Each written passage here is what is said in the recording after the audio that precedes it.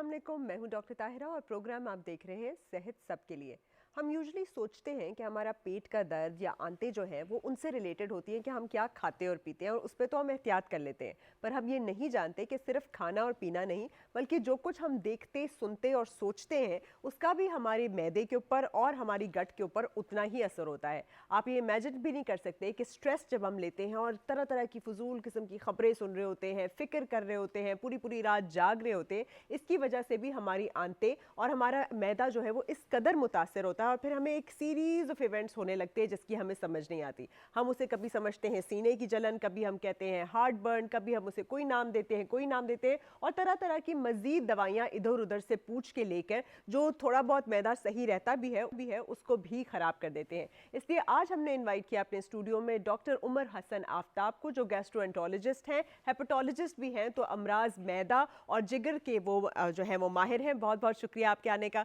तो सबसे पहले तो डॉक्टर उमर बताइए, ये जो इरिटेबल बावल सिंड्रोम होता है कि हमारी आंतों को भी गुस्सा आ गया क्योंकि हम मुस्तकिल तौर पे उसको सुकून ही नहीं लेने देते, स्ट्रेस आउट करते रहते हैं, और जो कि आजकल बहुत कॉमन है लाइफस्टाइल में, तो उसका क्या हल है? कैसे उसको आप डायग्नोज करते हैं? कैसे एक्सक्लूड करते हैं कि मसला किसी और वजह से तो नहीं है, जो गैस बन रही है, बार बार जो है वो बाथरूम जाना पड़ रहा है, या जो भी हार्ट बर्न हो रहा है, जलन हो रही है मैदे में, सीने में, क्या है इनका सारे? अस्सलाम वालेकुम, थैंक यू वेरी मच। अच्छा, आईबीएस जो है ना वो एक बहुत ब्रॉड टॉपिक है। हमारे बेसिकली आईबीएस बहुत ज़्यादा मिसडायग्नोज भी होता है। आम ज़बान में अगर आईबीएस को कहें तो हाइपर एक्टिविटी होती है, यानी कि मैं अक्सर पेशेंट्स को कहता हूँ समझने के लिए कि आंतों का ज़ुकाम हो गया। अच्छा। आईबीएस बेसिकली जो बीमारी है, it's an amalgam of symptoms. ये बहुत सारे मुख्तलिफ अलामतों को मिला के हम आईबीएस की टर्म यूज़ करते हैं। आईबीएस बेसिकली जब हम लेबल करते हैं तो हम बहुत सारी बीमारी को एक्सक्लूड कर देते हैं। Basically it's a disease of exclusion. IBS बहुत सारी चीज़ों पे डिपेंड करता है, आपके लाइफस्टाइल पे, आपकी फूड पे, आपके स्ट्रेस फैक्टर्स पे बहुत सारे डिपेंड करता है। फिर IBS patients to patient vary symptoms के साथ आता है। कोई कॉन्स्टिपेशन यानी कि कब्ज़ के साथ आता है, कोई लूज मोशंस के साथ आता है, कोई इंटेस्टाइनल पेन के साथ आता है, कोई कभी कभार मिक्स सिम्टम्स के साथ आता है, किसी को गैस हो जाती है। आईबीएस में सबसे इम्पॉर्टेंट पेशेंट की अपनी एजुकेशन है। सबसे पहले तो जब अपने गैस्ट्रोएंटरोलॉजिस्ट के पास जाएं तो वो आईबीएस में चंद मखसूस सवाल पूछता है, इसके डायग्नोसिस के क्राइटेरिया को फुलफ़िल करता है। उसके बाद चंद लम्हात में वो टेस्ट भी करते हैं, मखसूस टेस्ट। आईबीएस में कोई इतने ज़्यादा टेस्ट किए नहीं जाते। टेस्ट में हम सिर्फ तब जाते हैं अगर पेशेंट में खुदा न खास्ता रेड फ्लैग साइन आ रहा हो। रेड फ्लैग साइन मैं बता देता हूँ लोगों के लिए कि खुदा न खास्ता वज़न तो नहीं कम हो रहा, खुदा न खास्ता खून तो नहीं आ रहा, खुदा न खास्ता जिस्म पे स्किन में कोई चेंजेस, कोई लम्प्स बम्प्स, कोई फीवर तो नहीं हो रहा। ज़्यादातर मरीज़ों को ऐसा नहीं होता। ज़्यादातर मरीज़ इसी कंप्लेन के साथ आते हैं कि गैस बन गई या मोशंस या कॉन्स्टिपेशन हो गई। तो इसमें सबसे पहले पेशेंट को समझना है दो तीन चीज़ें, क्योंकि ऐसा नहीं है कि आईबीएस वाले पेशेंट को लगातार ये सिम्टम्स रहते। आईबीएस कुछ दिन ठीक भी हो जाता है, कुछ दिन नहीं ठीक होता। तो सबसे पहले पेशेंट ने खुद अपने आप को अंडरस्टैंड करना है कि कल मैं ठीक था, आज मैं ख़राब क्यों हुआ। आइदर वो ट्रैवल की हिस्ट्री है, आइदर वाटर चेंज है, आइदर एनी स्ट्रेसफुल इवेंट हुआ है, या कोई पर्टिकुलर फूड है। तो जब वो खुद ये नोट करना शुरू करते हैं तो पेशेंट अक्सर पेन डाउन करके चीज़ों पे पहुंच जाते हैं। मतलब आप खुद देखें, अक्सर लोग आते हैं वो कहते हैं जी मुझे मोशन लग जाते हैं खाने के फ़ौरन बाद, बट अगर वो किसी फैमिली इवेंट में दोस्तों के साथ मसरूफ़ खाना खा रहे हैं तो उन्हें उस दिन नहीं होता। सिमिलरली पेशेंट को रात को सिम्टम्स नहीं होते। वंस यू स्लीप तो you don't have the symptoms. तो अगर कोई इन्फेक्शन है तो वो रात को छुट्टी पे तो नहीं गई। तो ये क्लासिकल साइंस होते हैं कुछ आईबीएस तो के। ऐसी कौन सी मेडिकेशन लेनी चाहिए जो कि स्ट्रेस को रिलीव करे? मतलब आप प्रिस्क्राइब करते हैं एंटी डिप्रेसेंट्स या रिलैक्सेंट्स फॉर दिस पर्पस, और साथ मेडिटेशन या लाइफस्टाइल मॉडिफिकेशन के अंदर, मतलब ज़िंदगी के अंदर वो कौन सी चीज़ें करें, योगा करें, एक्सरसाइज करें, रेकी करें, कि जिससे कि वो जो है वो रिलैक्स कर पाएँ ताकि उनको ये सिम्टम्स ना हो? देखें, आईबीएस में सबसे पहले तो एंटी एंग्जाइटी मेडिसिन हम शुरू नहीं करते इनिशियली। हम पहले 2-3 महीने में कोशिश करते हैं कि सिंपल मेडिसिन या लाइफस्टाइल मॉडिफिकेशन से ठीक हो जाए। ठीक है। क्योंकि anxiety medicine for a bit of longer duration देनी पड़ती है। फिर अक्सर फीमेल्स में हार्मोनल इम्बैलेंसेस करती हैं, तो वो एहतियात से देनी चाहिए। इनिशियली तो सिर्फ सिम्टोमेटिक ट्रीटमेंट होती है। फॉर एग्जांपल अगर किसी को ब्लॉटिंग हो रही है तो ब्लॉटिंग की मेडिसिन दे देंगे। अच्छा, ब्लोटिंग में ये पेपरमिंट ऑयल और सिमेथिकॉन वगैरह का क्या रोल है? या ब्लोटिंग को दूर करने के लिए, जो पेट आपका अचानक फूल जाता है या टाइट हो जाते हैं कपड़े या गैस बहुत होती है, क्या करना चाहिए? कौन सी सब्जियां नहीं खानी चाहिए, क्या खाना चाहिए, क्या रोल है इसका? देखें, इसमें सबसे पहले लो फॉडमैप डाइट होती है विच इज़ रिकमेंडेड। हम रूटीन में अक्सर हमारे पास पेशेंट आते हैं, डॉक्टर साहब मैं तो गोश्त भी नहीं खा रही, मैं चावल भी नहीं खा रही, फिर भी मुझे बन रहा है, और वो सलाद के पत्ते खा रहे होते हैं। हाँ, उससे तो तो बहुत सलाद बनता के है। पत्ते हो गए, कैबेज होगी, गोभी होगी, इस तरह की सब्जियां नहीं, बाकी सब्जियां खानी चाहिए। हाई फाइबर फूड लेनी चाहिए, वाटर इंटेक बढ़ाना चाहिए, और वॉक। बेसिकली ज़्यादातर आईबीएस वाले जो पेशेंट्स हैं हमारे पास, ज़्यादातर सॉफ्टवेयर इंजीनियर, सिटिंग जॉब वाले बहुत आते हैं, क्योंकि उनकी लाइफ में वॉक और मोटिलिटी नहीं होती। बिल्कुल। वो अक्सर लोग चाय पीते रहते हैं, पूरा दिन बैठे रहते हैं, तो वो ब्लॉटिंग वगैरह करती है। तो इसके लिए बेस्ट है to go on high fibre food, oatmeal, cereals, porridge, fruits, cornflakes, boiled egg. Walk करें, अवॉइड करें हाई कार्ब्स फूड को, अवॉइड करें राइस को, बीफ को, मटन को। अवॉइड से ये मतलब नहीं होता, अक्सर लोग कहते हैं फिर वो बिल्कुल ही अवॉइड करते हैं, तो नहीं, एतदाल से खाएं। और सबसे इंपॉर्टेंट है बिस्तर पे लेटने और आखिरी खाने में 2 घंटे का वक्फा। ठीक है। हाँ, अगर पहले लाइफस्टाइल मॉडिफिकेशन से आपको ठीक नहीं हुआ तो फिर आपका डॉक्टर चंद टेस्ट आपको बताएगा कि खुदा न खास्ता हम कोई बीमारी या कोई ऐसी चीज़ मिस तो नहीं कर रहे। उन टेस्टों के बाद हम टारगेटेड मेडिसिन देते हैं, डायरिया के लिए डिफरेंट हैं, समटाइम्स एंटीबायोटिक का कोर्स भी कराते हैं। इन तमाम के बाद अगर पेशेंट ठीक नहीं होता एंड लैब्स ठीक होती हैं, तो देन द गाइडलाइन से कि start the patient on anti anxiety medicine with the lowest dose. अच्छा, but this is the easier way out. ठीक है। पेशेंट्स को खुद समझना चाहिए चीज़ों को। जब वो अपनी लैब्स देख लेते हैं, डॉक्टर ने मुआयना कर लिया, उसमें कोई ऐसा मसला नहीं है, तो सारे पेशेंट को इतना शऊर होता है कि भाई this is something either stress या फूड रिलेटेड। तो उसके लिए वो मेडिटेट करें, ठीक है, रिलैक्सिंग एक्सरसाइजेस करें, वॉक करें, पार्क्स में जाएं, एक्सरसाइज करें, उससे बहुत अच्छा इफेक्ट आता है। डिस्पाइट डेट खुदा न खास्ता नहीं आया तो उसके बाद we start anti anxiety medicine. लेकिन उसमें सबसे इंपॉर्टेंट फीमेल्स के लिए एक मैसेज है कि एंटी एंग्जाइटी मेडिसिन स्टार्ट करने से पहले एक बार अपना थायराइड प्रोफाइल ज़रूर कराएं। ठीक है। हमारी पेरिफेरी में अक्सर लोग दवाइयाँ खुद स्टार्ट कर देते चलिए, हैं। एक कॉलर है डॉक्टर साहब के लिए। जी अस्सलाम वालेकुम, कौन बोल रहे हैं और कहाँ से? वाले मैं नाजिया बात कर रही हूँ कान से। जी जी, पूछिए आलिया। जी डॉक्टर साहब, मेरे ना बेटे की उम्र 14 साल है, उसके मैदे में दर्द रहता है, कोई भी चीज खाता है जलन होती है और दर्द होता है। 16 साल का बेटा है उसके 14 साथ? 14 साल का है आपका बेटा? 14 साल का है। जी। और दर्द के अलावा और भी कुछ होता है, पेचिश या कब्ज? जलन होती, जलन, सिर्फ उल्टी वगैरह? उल्टी भी आती है, मक्खन लग जाते हैं जब भी कोई चीज खाता है ना। ठीक। अच्छा, कुछ पूछेंगे मजीद इनसे? उनका वजन कम तो नहीं हो रहा? वजन कम नहीं है डॉक्टर साहब, वजन तो माशाल्लाह सही है उसका, सेहत भी सही है। खाना पीना कैसा है उनका, घर का है बाहर का? खाना पीना भी माशाल्लाह सही है, फास्ट फूड खाता है। आपने मसले का हल खुद ही बता दिया, वो फास्ट फूड खाता है। चले चलिए, मैं आप बताता हूँ आंसर इसके बारे सुनिए, में। बहुत जरूरत है। बड़ा ही जबरदस्त सवाल था कि फास्ट फूड खाता है और फिर ये होता है। अच्छा देखिए, ख़ास तौर पे यंग बच्चे और बच्चियां अक्सर 11 टू 19 ईयर्स में हमारे पास बहुत कॉमनली आते हैं, जी। जिनको बेसिकली ये मैदे की दर्द और जलन होती है। अच्छा, मैदे की दर्द और जलन में कभी भी फ़ौरन मेडिसिन नहीं स्टार्ट करनी चाहिए। हमारे अक्सर लोग फार्मेसी पे जाके खुद ही मेडिसिन खुद ले ही लेते से हैं। रह लेना शुरू हो अब जाता इन्होंने तो खुद ही बता दिया कि वो फास्ट फूड जंक फूड खा रहा है, तो सबसे पहले फास्ट फूड जंक फूड बंद करें, वाटर इंटेक बढ़ाएं, घर के साफ बने हुए खाने खाएं। अगर उसके बावजूद ठीक नहीं होता तो फिर एच पाइलोराई का टेस्ट करवाएं। अगर वो इन्फेक्शन है तो एंटीबायोटिक लें, नहीं तो मैदे के चंद मखसूस जो कैप्सूल हैं वो इस्तेमाल करें। लेकिन उससे पहले वही बात है, अगर फास्ट फूड खा रहा है और मैदे का कैप्सूल लेता रहेगा तो वो काम बैलेंस है। में अच्छा, ये चलता जो रहेगा। मैदे का कैप्सूल है या वो गोली जो कि हम लेते हैं, पहले एक कॉलर ले लेते हैं। जी। जी, कॉलर की जानिब बढ़ते हैं। कौन बोल रहे हैं, कहाँ से बोल रहे हैं? सही बोल रही हूँ। जी, कैसी हैं आप? ठीक ठाक अल्हम्दुलिल्लाह। बहुत शुक्रिया कॉल करने का। क्या पूछेंगी आज आप हमारे डॉक्टर से? डॉक्टर साहब अस्सलाम वालेकुम। वालेकुम अस्सलाम।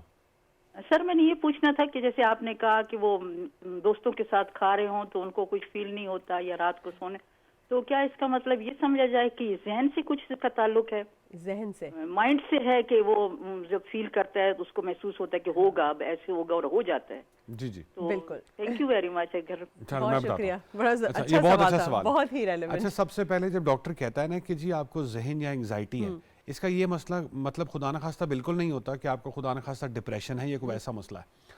होता यह है कि बेसिकली वो चीज़ें माइंड से लिंक हो जाती हैं। और जिस तरह इन्होंने सवाल पूछा, आई एम श्योर इनके साथ भी ऐसा ही होता होगा कि व्हेन शी इज़ बिजी तो शी इज़ नॉट फीलिंग। वो जहन का मसला हम जब कहते हैं तो हम ये नहीं कहते कि खुदा न खास्ता कोई साइकेट्रिक डिसऑर्डर या कोई ऐसा मसला हो गया है। वो बेसिकली हमने चीज़ों को मुंसलिक कर दिया है, हर चीज़ को मैदे के साथ। तो हमें वही अपने आप को एजुकेट करना है कि चीज़ें मैदे के साथ साथ माइंड से भी मुंसलिक हैं। माइंड जो है वो सारी चीज़ों को कंट्रोल कर लेगा। होता बेसिकली यही है कि अक्सर लोग जब खाना खाने लगते हैं तो उन्हें खाना खाने से पहले ही पता होता है कि जी अब मैंने इसके बाद वॉशरूम जाना है या मैंने गैस बन जानी है। तो जब वो बिजी होते हैं तो उनके माइंड को ये चीज़ सोचने का टाइम नहीं मिलता, ऑक्यूपाइड रहते हैं, तो they do not understand it. जब वो जो ही फ्री होते हैं तो उनका माइंड उन्हें बताता है। तो इसमें सबसे इंपॉर्टेंट जो एक्सरसाइज मैं अपने पेशेंट्स को बताता हूँ कि अगर उन्होंने अपने लैब टेस्ट करवाए हुए हैं तो वो दिन में 10 मिनट अपने लिए निकालें और उन टेस्टों को एक बार खुद देखें। अच्छा। जब वो देखेंगे कि ये सारे ठीक हैं तो Normal उनके है। सब कॉन्शियस में जा रहा है कि एवरीथिंग इज फाइन। ऑब्वियसली उन्होंने अपने आसपास करीबी गैस्ट्रोएंटरोलॉजिस्ट को भी दिखाया होगा, डॉक्टर साहब ने भी बताया होगा कि सब ठीक है। इन बातों को रिकॉल करें एंड खाने से पहले भी सोचें कि नहीं भाई मुझे कोई ऐसा मसला नहीं है, आई एम फाइन। तो आहिस्ता आहिस्ता ये एक्सरसाइज करने से बहुत बेहतर हो अच्छा, जाता ये है। बात बहुत ही ज़रूरी है, जैसे डॉक्टर साहब ने कहा ना, मैदे से तो रिलेटेड है ही, लेकिन अपने माइंड को अच्छी बातों के लिए प्रिपेयर करें। हमारे मुल्क के भी हालात हों या दुनिया के हालात भी हों, तो हमेशा अच्छे पहलू को देख के यही सोचे कि अच्छा होगा तभी अच्छा होगा। आप बैठ के बुरी बातें सोचते रहेंगे तो हर तरफ बुरा ही होता रहेगा। देखिए मरीज बनना सबसे आसान काम है, बिल्कुल। माइंड हील करता है सारी चीज़ें। पेशेंट की विल बड़ी इंपॉर्टेंट है, तो इसमें पेशेंट को अंडरस्टैंड करना चाहिए कि जी मैंने खुद भी ठीक होना है। हमारे पास अक्सर आईबीएस के पेशेंट आते हैं, उनके पास इतनी बड़ी बड़ी फाइल्स हो चुकी होती हैं, वन फाइन डे वो फ्रस्ट्रेट होकर सारी जला देते हैं, क्यों? तब उनका माइंड बेसिकली उन्हें एक्टिव कर देता है कि भाई we are done with it and they get fine the next day. बिल्कुल, तो आपका जहन ही है जो आपको ठीक कर सकता है। आईबीएस में इसलिए तो मैंने कहा कि पहले कोशिश करें, नहीं ठीक हुआ तो टेस्ट करवा लें कि खुदा न खास्ता कोई ऐसी बीमारी मिस तो नहीं हो रही। जब टेस्ट ठीक है और आपके डॉक्टर ने बता दी यूर फाइन, तो फिर तो डॉक्टर साहब के साथ पास जाएं, टॉक विद देम और आहिस्ता आहिस्ता इस मसले से निकलें, ना कि लिंगर ऑन करें। बिल्कुल सही। अच्छा डॉक्टर साहब, मैं आपसे ये पूछ रही थी, बहुत सारे लोग कैंडी के तौर पे वो गोली खाते हैं जो नाश्ते से आधे घंटा पहले खानी होती है, जिसे हम ओमिप्रोजोल कहते हैं या पीपीआई, प्रोटॉन पंप इनहिबिटर कहते हैं, और इसको आदत बना लेते हैं। और हमारे यहाँ तो एक दूसरे को प्रिस्क्राइब भी कर देते हैं, डॉक्टर गैस्ट्रोएंटरोलॉजिस्ट, डॉक्टर होना भी जरूरी नहीं है, वो कहते हैं मैं खा रहा हूँ तुम्हें भी बड़ा।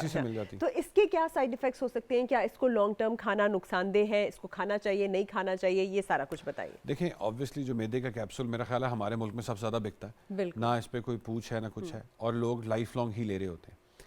फीमेल्स में तो अक्सर इनकी वजह से हड्डियों में कमज़ोरी, विटामिन डी वगैरह की डेफिशिएंसीज हो जाती हैं। लॉन्ग टर्म ऑब्वियसली देखें ये इरिवर्सिबली बाइंड करता है मैदे के सेल्स के साथ, तो ऑब्वियसली लॉन्ग टर्म ये मैदे पे भी असरात करता है। और ये एक बेसिकली लोगों ने अपना एक आसान तरीका बना लिया कि जी ठीक है मैं मैदे का कैप्सूल लूँगा, हमने बाकी चीज़ें इंप्रूव करनी नहीं, बस सुबह मैंने मैदे का कैप्सूल ले लिया, मेरा पूरा दिन निकल जाएगा। और यही है कॉमनली, एफर्ट नहीं करनी हमने आसान रास्तों को इख्तियार कर लिया है। तो इन रास्तों से बचने के लिए बेहतर है, ठीक है 4 हफ्ते 2 हफ्ते कुछ कोर्सेज होते हैं जिसमें लेनी चाहिए।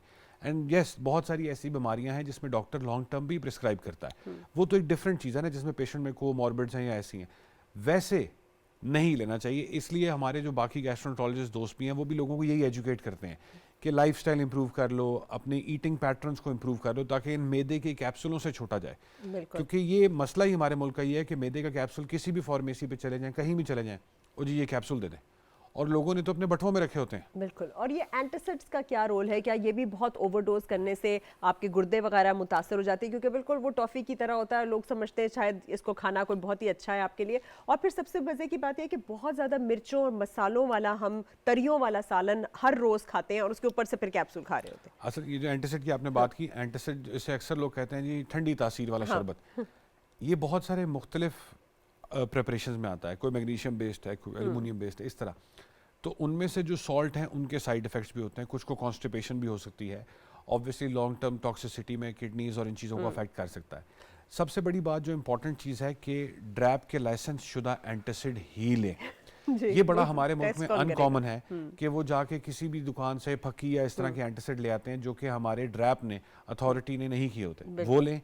और कभी भी किसी दवाई को बिला वजह लंबे अरसे के लिए डॉक्टर के मशवरे के बगैर इस्तेमाल ना करें। बिल्कुल। अच्छा, आप कब्ज़ के ऊपर आते हैं। बहुत सारे लोगों को हमारे यहाँ कॉन्स्टिपेशन होती है, बच्चों को होती है, स्पेशली बूढ़े लोगों को बहुत ज़्यादा होती है, और उसकी वजह से फिर उनको मज़ीद मसले, फिशर्स और ये सब भी होना शुरू हो जाता है। तो इसके बारे में बताइए। देखिए कॉन्स्टिपेशन ना बहुत ब्रॉड टर्म है, हमारे मुल्क में कॉन्स्टिपेशन को एक बहुत छोटा सा टर्म बना दिया गया है। कॉन्स्टिपेशन की टाइप्स भी हैं जिसमें slow transit constipation, rapid constipation, किसी में सेकेंडरी कॉजेज ऑफ कॉन्स्टिपेशन है, किसी में प्राइमरी यानी कि कॉन्स्टिपेशन किसी और बीमारी की वजह से हो रही है, ठीक है, किसी में प्राइमरी कॉन्स्टिपेशन है। फीमेल्स में अक्सर हम देखते हैं कि सी सेक्शंस या बच्चों की डिलीवरी के बाद फीमेल्स अक्सर हमारे पास कॉन्स्टिपेशन के साथ आती हैं। ओल्ड एज में basically obviously lack of movement की वजह से लोग कॉन्स्टिपेशन में आते हैं। डायबिटीज़ की वजह से अक्सर लोगों को कब्ज़ हो जाती है, खुदा न खास्ता किसी को कोई मखसूस पुरानी बीमारी होती है तो उसकी वजह से। कॉन्स्टिपेशन की जब कॉज आपको पता चल जाए तो उसके बाद, लेकिन सबसे बड़ा जो कब्ज़ के साथ हमारा मसला किया जाता है, लोग क्या करते हैं 3 दिन तक वॉशरूम नहीं जाते, फिर वो दवाई लेते हैं, उसके बाद उन्हें हार्ट स्टूल आता है, तो ऑब्वियसली उसकी वजह से फिशर होगा। The primary gut health target should be 1 stool at least per day. ठीक है। अगर नहीं आ रहा 2-3 हफ्ते अगर आप देख रहे हैं ऐसा नहीं है, तो आप अपने डॉक्टर के पास जाएं ताकि वो कॉन्स्टिपेशन का इलाज करें। कॉन्स्टिपेशन की टर्म हमारे मुल्क में बड़ी मिस यूज़ होती है, एंड कॉन्स्टिपेशन एक्चुअली पीछे बहुत सारी बीमारियों को हार्बर कर रही होती है, तो हमें कॉन्स्टिपेशन की रूट पे पहुंचना बहुत ज़रूरी है। तो ये जो लैक्सेटिव्स हैं या स्टूल सॉफ्टनर्स हैं, इनका कोई रोल होता है, ये लेना चाहिए, या फिर ये जो इसबगोल हस्क है या मेटाम्यूसिन वगैरह, इनका क्या रोल है? जी बिल्कुल रोल है। लैक्सेटिव्स हैं, अब तो बहुत अच्छे ड्रग्स आ गए हैं, FDA ने अप्रूव कर दिए हैं, जो जिनके कोई इतने साइड इफ़ेक्ट्स नहीं हैं, लेकिन हमारे मुल्क में अक्सर लैक्सेटिव अब्यूज़ किया जाता है। ठीक है, वो यही कि जी दिन में 10 चम्मच ले लिए, वॉशरूम आ गया, उसके बाद रुक गए। बेसिकली मेडिसिन को राइट टाइम पे लेना हम लोग लेते नहीं हैं, हम उसको मिस यूज़ कर रहे हैं। येस, लैक्सेटिव्स, फाइबर, इन सब का रोल है, बट उससे पहले वाटर इनटेक का रोल है, उससे पहले हाई फाइबर फूड का रोल है, उससे पहले वॉक का रोल है, और उससे पहले सबसे इंपॉर्टेंट कॉन्स्टिपेशन की रूट कॉज पे पहुंचना है। फॉर एग्जांपल, खुदा न खास्ता किसी बंदे को ब्लॉकेज की वजह से या किसी सेकेंडरी कॉज से कब्ज़ हो रही है, तो वो लैक्सेटिव लेता रहेगा, तो वो सिर्फ सिम्टम रिलीफ हो रहा है, उसकी प्राइमरी कॉज ट्रीट नहीं हो रही। तो बेसिकली आपने अगर फल फ्रूट भी खाना है तो पूरा छिलके के साथ खाना है, रोटी खानी है तो चक्की के आटे की रोटी खानी है, बिल्कुल रिफाइंड फ्लावर की तरफ आपने नहीं जाना, और साथ पानी भी ज़्यादा पीना।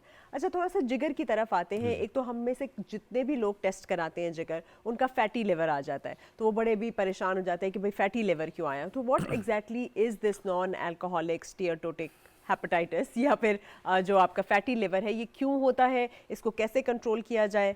अच्छा, पहले कॉलर ले लेते हैं जी। हम कॉलर की जानिब बढ़ते हैं। कौन बोल रहे हैं, कहाँ से बोल रहे हैं? हेलो जी जी, कौन बोल रहे हैं? मैं गुलाम और बोल रहा हूँ। टीवी बंद करें, अपना टीवी की आवाज कम करें और फिर बात करें, ताकि आपको हमारी आवाज आए और हमें आपकी। हेलो जी जी, आप अपनी टीवी की आवाज कम करके बात करिए। मैं ये बात कर रहा हूँ, मेरा जो सीना है ना जी, इसमें दर्द होता है, और जो दाएं खब्बा पासा है ना जी, खब्बा, मैं पढ़ा लिखा नहीं है, दा पिंड चु बोल रहा, जिला फैसलाबाद तो। कोई बात नहीं, आप बताइए जी। ते खब्बे पासे जी दर्द होंदी है, ते डिकार आंदे ने, ते फिर डिकारा नाल दर्द फिस जांदी है। मैनू ऐ दसो, ताड़ी उम्र कितनी है, ते सिगरेट नोशी तो नहीं करदे? मैं जी सिगरेट नोशी करना, ते उम्र मेरी है तकरीबन 37-40। ठीक है, ते खाना पीना घर दा है बाहर दा है? नहीं जी, घर दा देसी खाना जी, पिंड दा लस्सी पानी दही। ते खांसी रेशा तो नहीं होंदा? खांसी रेशा कोई नहीं होंदा, खट्टे डिकार बहुत आंदे ने जी। ठीक है, चलो मैं दसदा। बहुत शुक्रिया। सीने जी दर्द होंदी है। ठीक है, चलें, बहुत शुक्रिया जी। अच्छा देखें, चेस्ट पेन, ये अक्सर लोग हमारे पास सिंपल चेस्ट पेन के साथ आते हैं। चेस्ट पेन में सबसे पहले जो आम लोगों के एजुकेशन के लिए ज़रूरी है, अगर कोई बंदा 40 प्लस है या उनकी फैमिली में कार्डिक इशू हैं, तो chest pain should always be considered cardiac pain unless proven otherwise. ये जो इन्होंने बात की, obviously he is a smoker, एक बहुत बड़ा रिस्क फैक्टर है, और वो खाने भी देसी ग़िज़ाएं खाते हैं, तो इनके सीने में तो उनकी बुरी नहीं है, बस स्मोकिंग बुरी है। लेकिन जो इनके सीने में जलन वगैरह है, लेकिन उन्होंने एक चीज़ कही कि उनकी पेन लेफ्ट साइड पे जाती है, तो इसलिए हमेशा it is always safe side पे एक बार करवा लेना चाहिए। बाकी स्मोकिंग अक्सर लोग खाली पेट करते हैं, सुबह उठ के खाली पेट कर रहे होते हैं, and the last thing in the day as well वो स्मोकिंग कर रहे होते हैं। तो सबसे पहले तो तंबाकू नोशी इन्हें बंद करनी चाहिए। जब सिगरेट ये बंद करेंगे, आहिस्ता आहिस्ता 2-3 हफ्ते बाद ये खुद भी देखेंगे कि things are starting getting better. लेकिन स्मोकर्स को अक्सर वही बात आ कि मैदे का कैप्सूल कुछ दिन लेना ही पड़ेगा। ठीक है, तो बेहतर है कि एक बार स्मोकिंग को छोड़ें जाके, लेकिन अपना आपने दिल के अमराज ECG जरूर करानी है, अपने कार्डियक। जी, अस्सलाम वालेकुम, कौन बोल रहे हैं और कहाँ से? कॉलर की जानिब है। अस्सलाम वालेकुम, मैं जी जिला बावलनगर से सईद अहमद बोल रहा हूँ। जी पूछिए सईद अहमद साहब। भाई जी, मेरी वालदा की उम्र 68 साल है जी। उनका जो है ना पित्ते का ऑपरेशन हुआ हुआ, पित्ता है भी नहीं, और उनका अक्सर मेदे में कब्ज ज्यादा रहती है, और ज्यादा ऐसा मसला बन जाता है। ठीक है, उन्हें शुगर ब्लड प्रेशर तो नहीं है? बीपी भी तेज रहता है जी। उसकी दवाई ले रही हैं?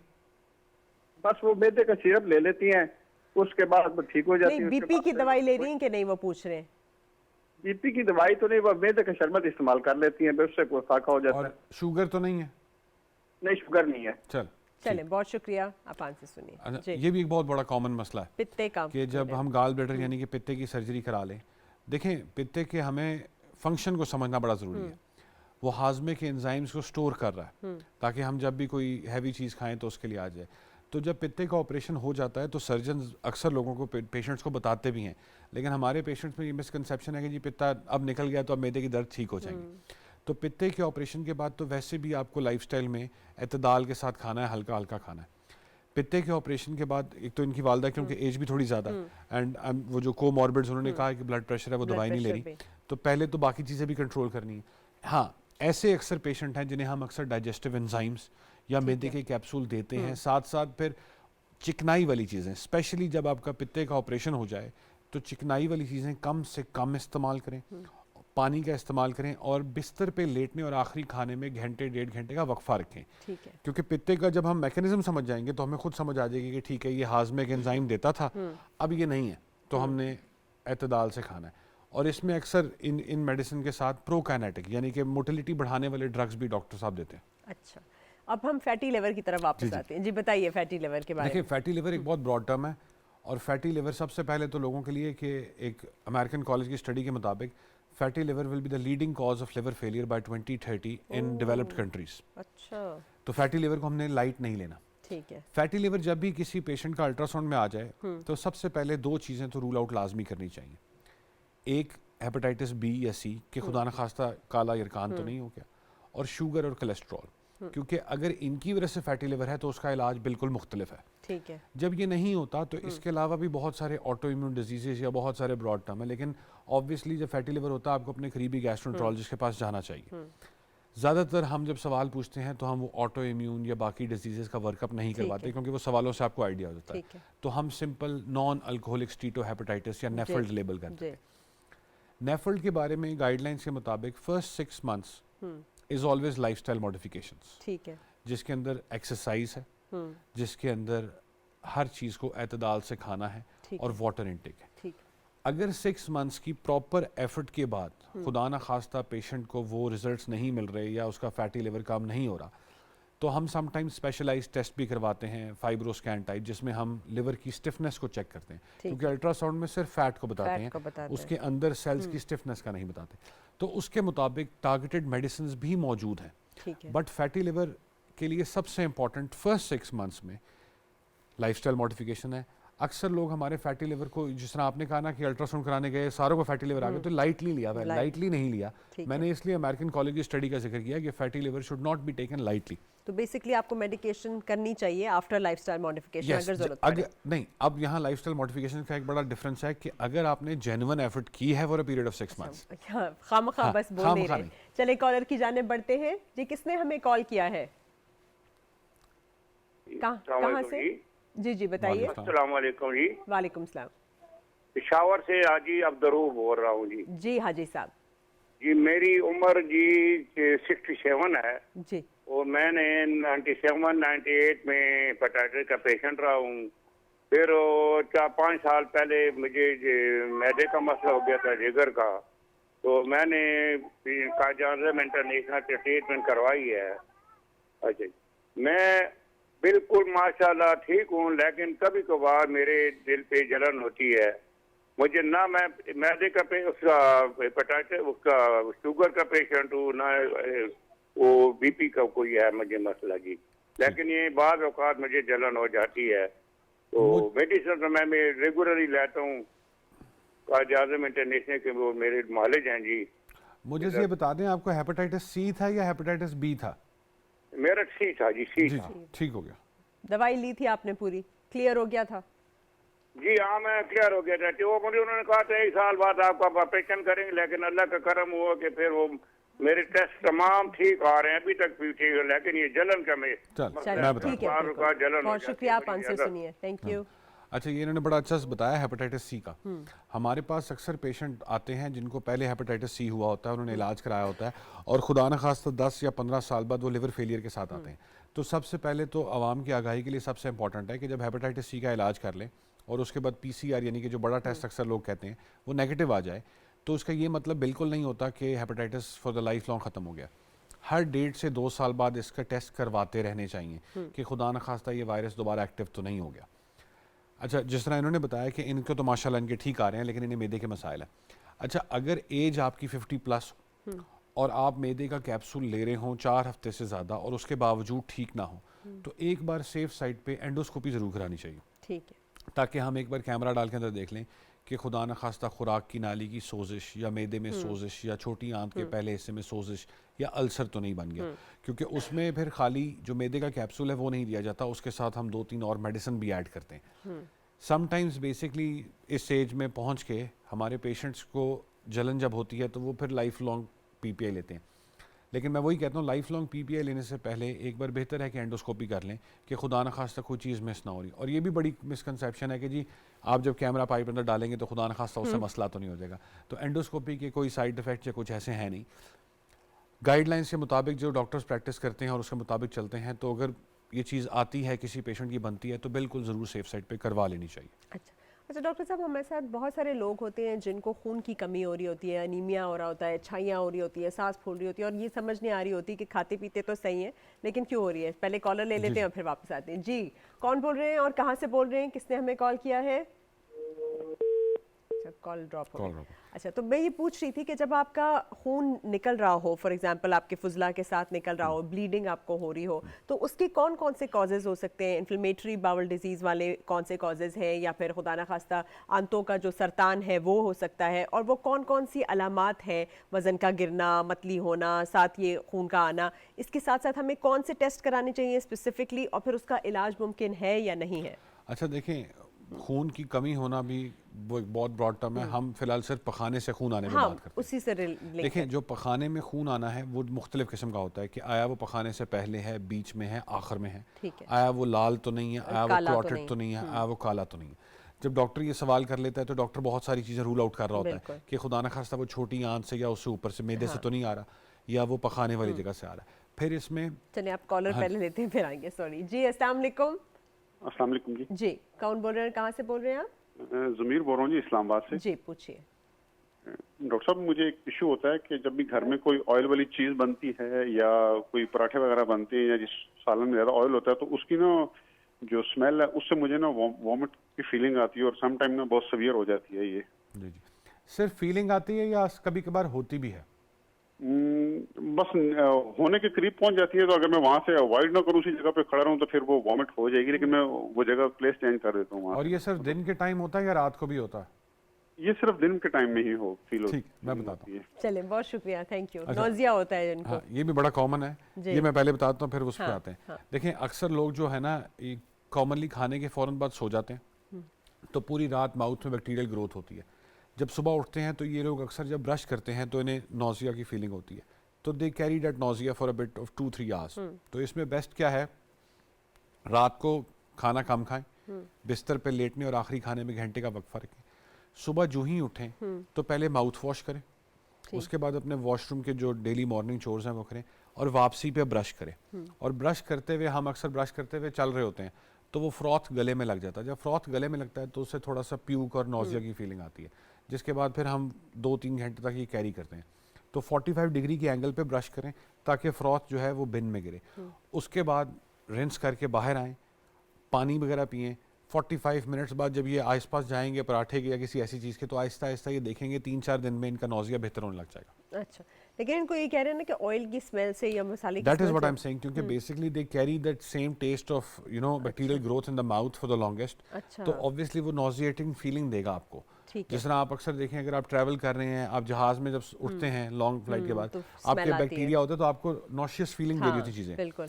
तो जब हम खाने के फौरन बाद लेट गए, सो गए, सुबह उठे, हमने जल्दी जल्दी में ब्रश किया, जल्दी जल्दी किया और वो आ गए, तो ऑब्वियसली वो क्लेंजिंग नहीं होगी माउथ में बैक्टीरियल ग्रोथ में। तो इसलिए मैंने कहा रात को सोने से पहले माउथ वॉश करें, कम खाना खा के सोएं, सुबह जब उठें तो पहले माउथ वॉश करें, फिर नहाएं वगैरह, फिर वापसी पे ब्रश करें।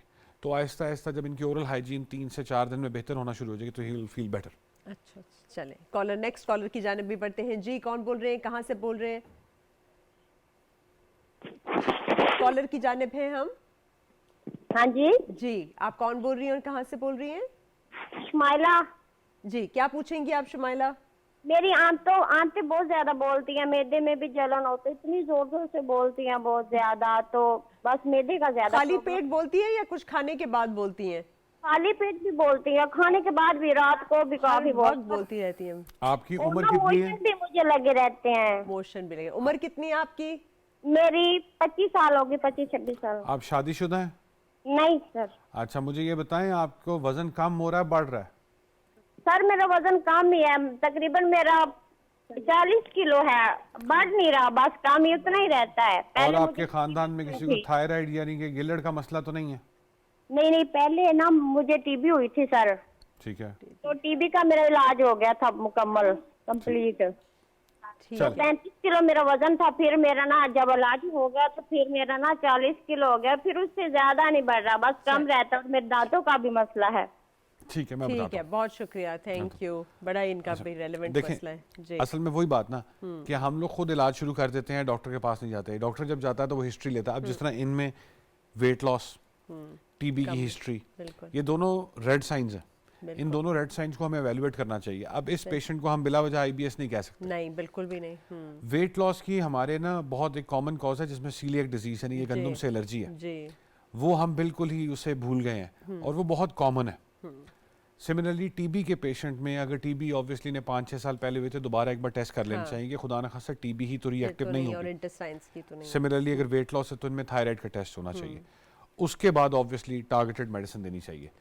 हाँ, लेकिन ये जो कह रही हैं कि आवाज़ें आती हैं, हाँ, अगर किसी को आवाज़ें चलो basically, इनको ये वेट लॉस का मसला है पर किसी को ना हो और किसी के बहुत लाउड गट हो और आवाज़ें आती हो, तो फिर क्या करना देखिए चाहिए? वो भी आईबीएस की वजह से ही है। वही अपनी लाइफस्टाइल, फूड मॉडिफिकेशंस और समटाइम्स हम प्रोकाइनेटिक या आंतों को स्लो करने वाली, आंतों से गैस के अखराज की दवाइयाँ देते हैं। तो आंतों से अखराज जो है वो प्रोकाइनेटिक से होता है या स्लो करने देखिए से? वो डिपेंड करता है। कुछ लोगों की हम जब डॉक्टर के पास जाते हैं तो डॉक्टर बाउल साउंड सुनता सुनता है। है, बाउल साउंड सुनता है कि उनकी हाइपर मोटाइल गट है हाँ। या उनकी स्लो गट है। अच्छा। तो उसके मुताबिक, क्योंकि अक्सर पेशेंट की स्लो गट के बावजूद, जैसे आपने देखा होगा कब्ज वाले मरीज भी कहते हैं जी मेरी गैस बन बहुत गई, गैस हो रही है। आवाज आ रही है।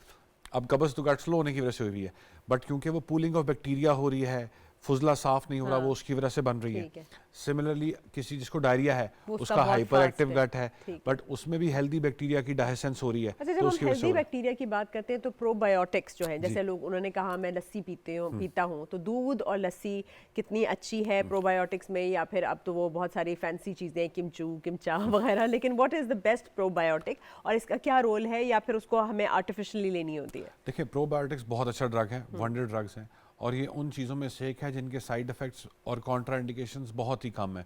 खुदा न खास्ता कैंसर या ट्रांसप्लांट पेशेंट्स के अलावा तकरीबन हर किस्म की पॉपुलेशन ले सकती है। प्रोबायोटिक्स बहुत डिफरेंट होते हैं। प्रोबायोटिक्स में कुछ स्मॉल गट के बैक्टीरिया के लिए होते हैं, कुछ लार्ज गट बैक्टीरिया होते हैं, तो ये समझना बड़ा ज़रूरी है। अक्सर मरीज आके कहता है डॉक्टर साहब मैं तो प्रोबायोटिक ले रहा हूँ, मैं ठीक नहीं हो रहा, वो सिर्फ सैक्रोमाइसिस ले रहा होता है। मैं थोड़ा मेडिकल टर्म जी, यूज़ करूँगा, बिल्कुल, ब्रांड ठीक है। टर्म यूज़ नहीं कर सकते। तो हमें वो वाला प्रोबायोटिक लेना है जो उसके डायरिया के लिए टारगेटेड है। फॉर एग्जांपल अगर किसी को स्मॉल गट डायरिया है तो हमने स्मॉल गट वाला देना, किसी को लार्ज गट है तो लार्ज गट देना है, और किसी को अगर मिक्स्ड है तो हमने मिक्स्ड देना। नेचुरल रेमेडीज में प्रोबायोटिक्स दूध, दही, लस्सी वगैरह में मौजूद है, बिल्कुल लेनी चाहिए। खट्टा ना हो, सही दही हो और अच्छा खालिस दूध हो तो बिल्कुल लेना चाहिए। लेकिन वो लोग जिनका गट ऑलरेडी स्लो है, जिस तरह उन्होंने बताया मेरी बहन ने कि इनको गैसेस का अखराज होता है, तो कोशिश करें असर से पहले लें, क्योंकि असर तक हमारी वॉक और हमारे रूटीन के काम होते हैं तो थोड़ा सा डाइजेशन में हेल्प करता है। ठीक है। तो ऐसे लोग रात के टाइम नहीं ले सकते। वो हमारे बुजुर्ग ही थे जो लकड़ हजम पत्थर हजम वाली बात थी, अब वो खुराकें नहीं रही। बिल्कुल सही। अच्छा, ये जो बच्चे होते हैं, छोटे बच्चे जिनको कॉलिक होता है और बहुत ज़्यादा रो रहे होते हैं, और कुछ को जो है वो दूध सूट नहीं करता, या हम कहते हैं लैक्टोज इंटॉलरेंस है, लेकिन पेट में दर्द की प्रेजेंटेशन होती है बेसिकली, तो उसका क्या करना चाहिए? देखें, एक तो लैक्टोज इंटॉलरेंस भी एक फैंसी टर्म बन गया है एंड इट इज मिसयूज कि बस जी डॉक्टर साहब मुझे दूध से एलर्जी है, कोई टेस्ट नहीं कराया, कोई कुछ नहीं कराया, सिंपली हमने प्रिज्यूम कर लिया कि हमें दूध से एलर्जी है। सबसे पहले तो खैर पीडियाट्रिशियन से ऑब्वियसली अपने पेशेंट का मुआयना कराएं ताकि कोई चीज़ मिस ना हो रही हो। लेकिन दूध से एलर्जी जो है वो yes it is a very common disease as well, जैसे हम लैक्टोज इंटॉलरेंस वगैरह और इस तरह की चीज़ें कहते हैं। जो बच्चों में कॉलिक है, बच्चों में कॉलिक की डिफरेंट वजूहात भी हैं, जिसमें वर्म्स हैं, जिसमें वही coeliac disease. To be honest coeliac disease is very common in our society as well. तो इसके और क्या सिम्टम्स होते हैं? जैसे स्किन पे भी इनके Celiac रैशेस आ disease के- जाते हैं, स्किन पे इनके, फिर इनका वजन भी बढ़ा हुआ होता है, और क्या? सीलिक डिजीज में जो कॉमन होते हैं कि एक बच्चा जो अपने माइलस्टोन्स अचीव ना कर रहा हो, बिल्कुल। वो बच्चा जिसे खून की कमी हो, वो बच्चा जिसकी स्किन पे कभी कभार चेंजेस हो, या जिसकी अल्टर्ड बाउल हैबिट्स हों और सिंपल कोलिक होता हो और नॉर्मल दवाइयों से ठीक ना हुआ हो, तो उनकी हमें सीलिक सीरोलॉजी यानी कि गंदम से एलर्जी के टेस्ट में ज़रूर करवा लेने चाहिए। और अगर खुदा न खास्ता फैमिली में कोई फर्स्ट डिग्री रिलेटिव है जिसे गंदम से एलर्जी लेबल्ड है, तो उस फैमिली के वो जो बच्चे हैं या रिलेटिव्स हैं उनके हमें पहले ही टेस्ट करवा लेने चाहिए। क्योंकि सीलिक का मसला क्या है, बहुत लेट डायग्नोज होता है। अक्सर बच्चियां हमारे पास आती हैं क्लिनिक में जो 13-14 साल की हो चुकी होती हैं और उनकी हाइट और उनके माइलस्टोन्स अचीव नहीं होते, तो वो थोड़ा लेट हो चुका होता है। तो इसमें सीलिक में earlier diagnosis is very very important, क्योंकि जितना जल्दी हम उस एलर्जन को, ग्लूटेन को रोक देंगे, तो छोटी आंतें हील होंगी और हेल्दी न्यूट्रिएंट्स एब्जॉर्ब होंगे और वो बच्चा अपनी नशोनुमा पूरी करेगा। तो जो साइंस हैं वो हम मेडिकल टर्म में कहते हैं failure to thrive, altered bowel habits, weight loss, not weight gain. वो सही तरह से बढ़ नहीं रहा होता, टाइम पे बोल नहीं रहा होता, टाइम पे चल नहीं रहा होता, तो आपने देखना है कि उसको इस एलर्जी हो सकती है शायद गंदम से, और फिर वो गंदम वाली चीज़ों को आप रोक दें और दूसरी चीज़ें शुरू कर दें, तो वो उसको वो कर उसमें। अच्छा, अक्सर लोग कहते हैं डॉक्टर साहब गंदम नहीं खाएं तो क्या खाएं? इसमें चने, चावल, मकई खा सकते हैं, बस राई नहीं खा सकते, बार्ली नहीं खा जौ सकते, नहीं खा सकते, ठीक है, और गंदम मैदा नहीं खा सकते, वीट। और तो बेसिकली ये इनके आटे मिक्स करके, चने के, मकई का आटा मिक्स करके, बेसन का आटा मिक्स करके, चावल का आटा मिक्स करके भी लोग रोटियां बनाते हैं। अच्छा, ये बना सकते हैं। अच्छा डॉक्टर साहब, अब तो हम वाइंड अप की तरफ जा रहे हैं, लेकिन उससे पहले थोड़ा सा डायरिया के ऊपर बात कर लें, क्योंकि मोस्ट कॉमन प्रेजेंटेशन है। तो डायरिया में लोग क्या करते हैं, खाना पीना बिल्कुल रोक देते हैं, तो उसमें डिहाइड्रेशन में चला जाता है बच्चा या बड़ा, तो उसकी importance of giving water at the time of diarrhoea, and फिर मजीद भी बताइए। देखिए, डायरिया में सबसे पहले तो हमारे लोग जब भी डायरिया होता है तो जाके मोशन रोकने वाली गोली ले लेते हैं। बिल्कुल। फर्स्ट 48 आवर्स में नहीं लेनी चाहिए, क्योंकि वो इन्फेक्शन है, हम इन्फेक्शन को अंदर रोक देते हैं। जो आपने सवाल पूछा पानी का, जब ही डायरिया हो तो obviously water intake is the most important thing, और इलेक्ट्रोलाइट इम्बैलेंस जिसमें निमकोल का पानी या ओआरएस है, क्योंकि बेसिकली जब डायरिया होता है तो पानी का लॉस हो रहा था बॉडी से, सोडियम पोटाशियम की कमी होती है, और सोडियम पोटाशियम की जो मिनरल्स की कमी होती है उसकी वजह से फिर बाकी अलामात खुदा न खास्ता होती हैं। तो डायरिया में सबसे important is electrolyte imbalance. Water intake बढ़ाएं, निमकोल वगैरह का पानी लें, और वॉशरूम जाने फिर स्टार्ट में खुद ही रोकने की दवाई ना लें। अगर 48 आवर्स तक आपको लगता है कि बेहतरी नहीं आई, ठीक है, तो फिर आप ऑब्वियसली डॉक्टर से रजू करें कि एंटीबायोटिक्स वगैरह करें। शुरू में भी अगर बहुत ज़्यादा सवियर डिहाइड्रेटेड डायरिया हो रहा है, ख़ास तौर पे आपने देखा अब सीज़न चेंज हो रहा है, सीज़न जब चेंज होता है तो दीज आर द टाइम्स जब डायरिया होता है, तो इन दिनों में पानी को उबाल के इस्तेमाल करें, अपनी हाइड्रेशन का ख्याल रखें, नालियों का, सैनिटेशन का ख्याल रखें, क्योंकि डायरिया मोस्ट कॉमन गंदी हाइजीन से फैलता है। बिल्कुल, बहुत बहुत शुक्रिया आपका, थैंक यू। हमारे साथ डॉक्टर उमर हसन आफ्ताब थे और उन्होंने बहुत सारी बातें की, और आपको पता चला आज कि आपने अपने खाने पीने के साथ साथ अपने जहन का भी ख़ास ख्याल रखना है, बिल्कुल रिलैक्स रखना है, हमेशा मेडिटेशन की तरफ जाएं, चाहे आपको वो किसी भी चीज़ से मिलती है, एक्सरसाइज से मिलती है, वॉक से मिलती है, इबादत से मिलती है, रेस्ट करने से मिलती है, लेकिन ख़ुद के साथ थोड़ा सा टाइम गुजारें। जब आप खुद रेस्ट करेंगे, अपने जहन को, अपने माइंड को रेस्ट करेंगे, तो आपकी आंतें भी रेस्ट करेंगी और फिर आपको ये सारी सिम्टम्स जो हैं वो नहीं होंगे। देखने का बहुत बहुत शुक्रिया। इंशाल्लाह आपसे फिर मुलाकात होगी। अल्लाह हाफिज़।